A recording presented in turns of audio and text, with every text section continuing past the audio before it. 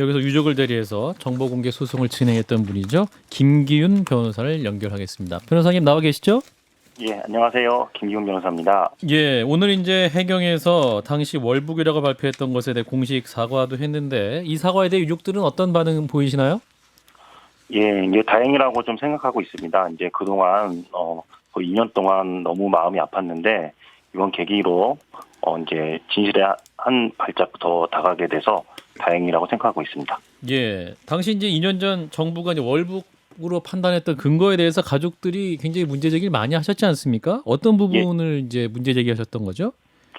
예, 해경에서 이제 월북이라고 발표를 했는데요. 예. 이제 해경에서 발표한 이제 두 가지 이유가 주된 근거인데 첫 번째는 이제 도박 빚이 많고 그다음에 두 번째는 이제 정신적 공황 상태가 왔다라고 해서 이제 월북 판단을 했는데요. 예.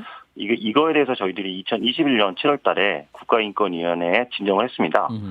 예, 그래서 이제 인권위원회에서 결정을 해줬는데 해경 발표가 객관적인 자료에 기초하지 않았다. 그리고 인권 침해로 결정을 했었습니다. 그래서 이제 해경에서 내세운 월북 근거 두 가지가 더 이상 신빙성을 유지할 수 없게 되었죠. 그럼 오늘 해경 사과에 대해서 가족들은 충분하다고 판단하십니까? 예, 뭐 이에 대해서 뭐 특별하게 뭐 그거에 대한 반발은 없고요. 오히려 그 이제 그 아들 분께서 그 윤석열 대통령께 감사 편지를 전하겠다 이렇게 지금 입장을 표명했습니다. 이제 정부가 가능한 범위에서 정보를 공개하겠다는 거 아니에요? 예, 그러면 맞습니다. 이 가능한 정보 공개가 어느 정도 수준인지는 지금 변호사님 파악하고 계십니까? 이 사건의 진상이랄까요? 또 고인의 또 명예를 회복할 수 있는 중요한 단서가 될 것 같은데. 예, 저희들이 그 해양 경찰 상대로 그동안 이제 숨겨놨던 이제 초동 수사 자료하고 동료들의 같이 타고 있었던 배 동료들이죠. 이제 무궁화 10호 진술 조사가 이제 오늘 밤에 이메일로 송부받습니다. 예. 그래서 이 초동 수사 자료하고 같이 동료들의 무궁화 10호 진술 조사를 보면 어느 정도 진상을 밝힐 거라고 생각이 됩니다. 근데 다만 이제 문재인 전 대통령께서 퇴임하면서 정말 중요한 어떻게 지시를 받았고 어떻게 이제 보고를 받았고 그다음에 어떻게 지시를 내렸는지에 대해서는 대통령 기록물로 지정을 해놨기 때문에 좀 많이 답답한 심정입니다. 그 통신 자료 있지 않습니까? 북한군 감청한 통신 자료 같은 거 이런 것들도 지금 공개가 되나요? 유족에게는? 그 부분에 대해서 이제 보통 그 저희들이 국방부 상대로 소송을 한 과정 중에 그런 통신 자료들이 군사 기밀 2급으로 많이 지정이 됐더라고요. 국가안보 관련해서. 예, 맞습니다. 그래서 국가 기밀 2급으로 지정 이상 1, 2급으로 지정되지 않는 이상은 최대한 저희들한테 공개를 해줄 텐데 만약 군사 기밀로 지정된 거는 그 정보를 직접적으로 보여주지 않고 선회에서 설명하는 식으로 되지 않을까 생각합니다. 예. 선회에서요. 네, 선회에서 예. 직접 전달하는 게 아니라 약간 전원의 형태로. 예, 맞습니다. 그럴 가능성이 있다고 생각합니다. 그렇군요. 그럼 이제 정보 공개 방식에 대해서 유족들은 어떻게 지금 판단하고 계십니까? 지금 수준이 적절하다고 보시는지? 아직 그 정보 공개에 대해서는 이제 정확하게 그 해경에서 아직 정보가 아직 안 왔기 때문에 이제 그걸 저희들 이제 보고 또 언론을 통해서 그 해경에서 지금까지 숨겨놨던 정보에 대해서 언론 공개할 예정으로 있습니다. 그렇군요. 그래서 이제 그동안 그 유족들이 국가안보 관련 정보를 비공개할 수 있게 한 대통령 기록물 관리에 관한 법률 조항 위헌이라면서 이제 헌법 소원 내신 바 있으시죠? 예. 어떤 부분을 이제 구체적으로 문제 제기를 하신 겁니까? 예. 이제 유족이 이제 청와대를 상대로 정보 공개 청구를 이제 제기를 했고 이제 유족이 이겼습니다. 이게 청와대가 패소한 거죠. 이에 대해서 청와대가 또 항소를 했죠.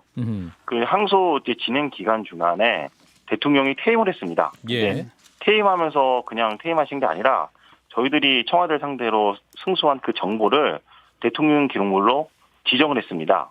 그리고 나서 정권이 바뀌었고 오늘 이제 항소를 취한 경우인데요. 이게 대한민국 사법 역사상 처음 있는 일입니다.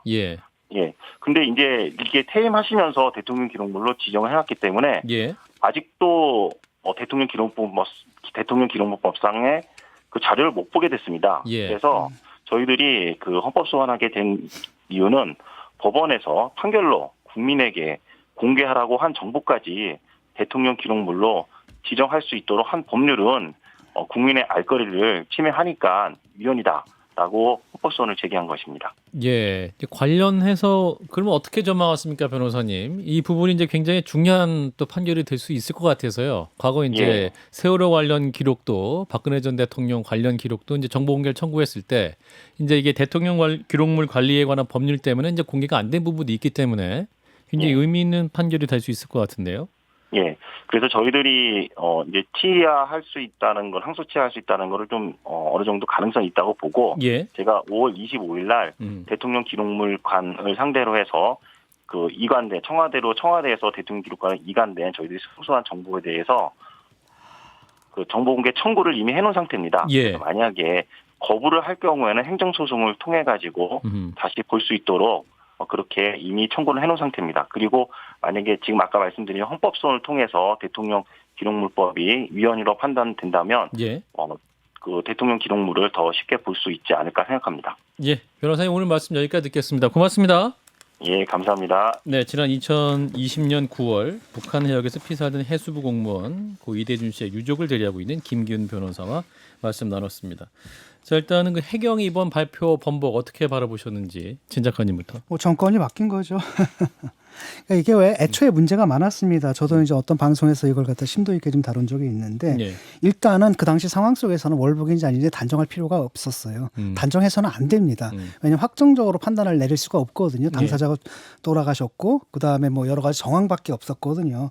그렇기 때문에 절대 단정해서는 안 됐고 설사 월북이다 하더라도 그걸 갖다 발표할 이유가 전혀 없었거든요. 예. 그다음에 문제는 뭐냐면 그 월북으로 몰고 가기 위해서 이번에 이제 불필요한 정보까지 다 공개를 했어요. 뭐 도박 빚이 있다, 뭐 아내랑 이혼을 했다 이런 것들 사생활 침해까지 했거든요. 그래서 도대체 이 짓을 왜 했는지 저는 좀 잘 이해가 안 돼요.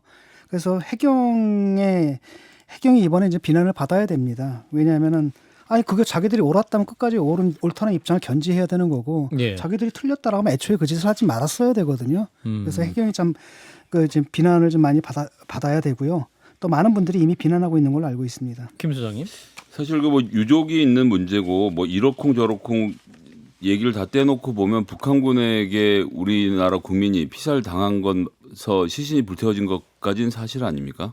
예, 그거 외의 문제에 대해서는 제가 갖고 있는 정보가 부족해서 뭐 더 이상 들을 말씀 없는 것 같습니다. 팩트만 얘기하면 돼요. 그 사실이 가장 본질이거든요. 근데 거기에 왜 월북이라는 얘기가 들어오는 거예요. 월북한 사람은 쏴 죽여도 되는 겁니까? 그거 아니잖아요.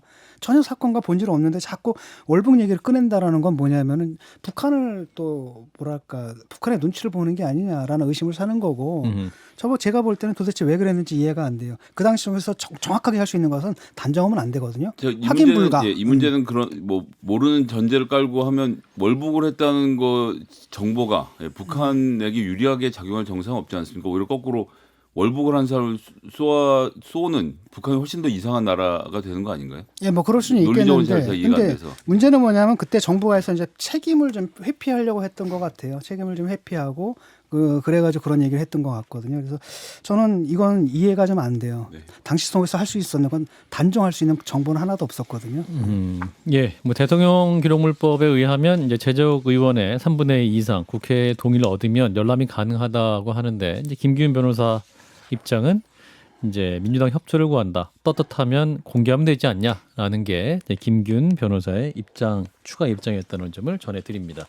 좋아요, 구독, 알림 설정.